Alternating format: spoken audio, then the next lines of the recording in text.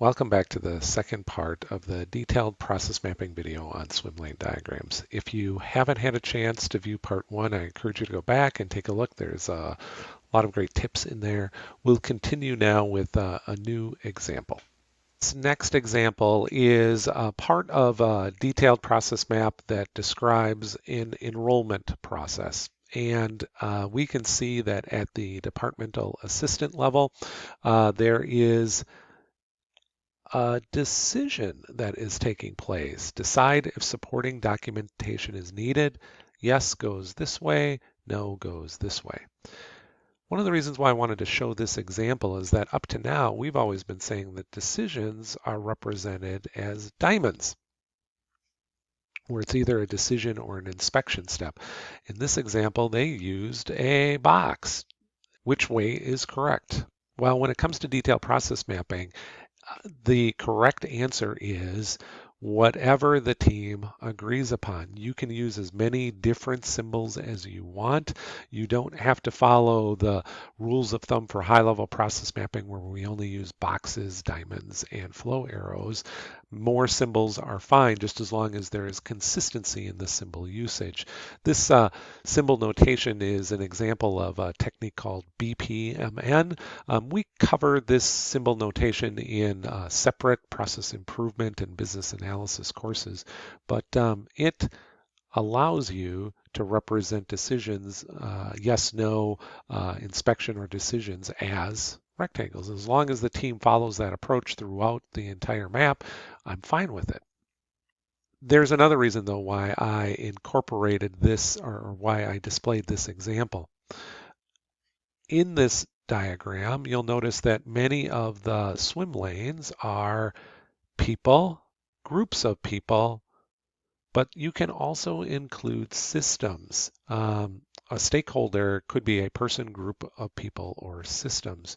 This could be, instead of it saying other process, it could be the name of that specific process, like our general ledger system, or our enterprise management system, or the inventory management system, or our CRM system. You can have lanes that don't represent individual people or groups of people. It could be systems. We described earlier how this step is actually a decision for a yes or a no. But now what I'm going to do is I'm going to say, let's pretend that that wasn't the case, that actually what happened was the following. So what happened here is after activities occurred in this box, it broke off into parallel flows. When we got done with this step, it broke off into two separate parallel flows.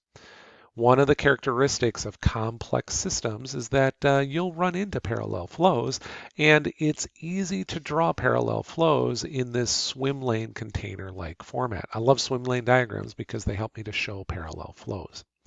If you do have something that is in describing parallel flows, though, remember that people read maps from a left to right perspective. From the left-hand side of the screen to the right-hand side is the natural way we read text. It's also the way we read maps. And even if there isn't a timeline, there is an assumption that as we're reading from left to right, it also represents time in the system. And where I'm going with this is, let's say that providing support documentation occurred on a Tuesday. Confirming the course prerequisites, though, also occurs on Tuesday. If I were going to draw this map, what I would want to do then is I would want to move this object closer to the Tuesday timeline, or to the same time on Tuesday, and I'd shift every other one of these boxes over. I'd shift all of the Tuesday and beyond activities to the right.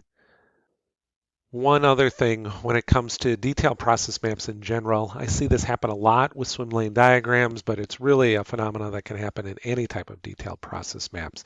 Be careful of creating on a single page flow that looks snake-like or reverses direction when in fact that flow doesn't.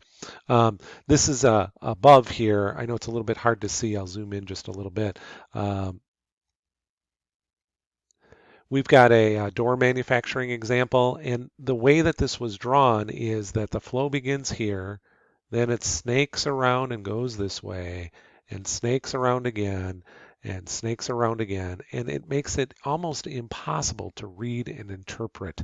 I think it's said best in the example below. Don't draw your flow to go up and down and around. Try to make sure that you're always following from left to right in readable format. Almost always, the sole reason why we see this snake-like flow drawn out is because an individual wanted to try to fit all of the map on a single page.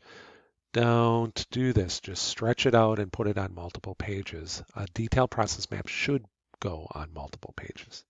One last pro tip when it comes to creating detailed process maps, this is whether it's a swim lane or any type of detailed process map, the language that you use is important. The use of words or verbs that have multiple meanings can become confusing. Watch out for words that say review when really you mean decide. Watch out for words that say monitor when really what you're talking about is trying to identify variation.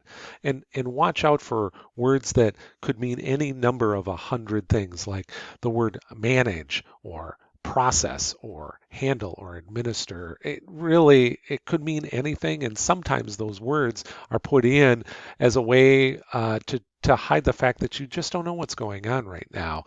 Put in words that describe what the phenomena really is that you're trying to map.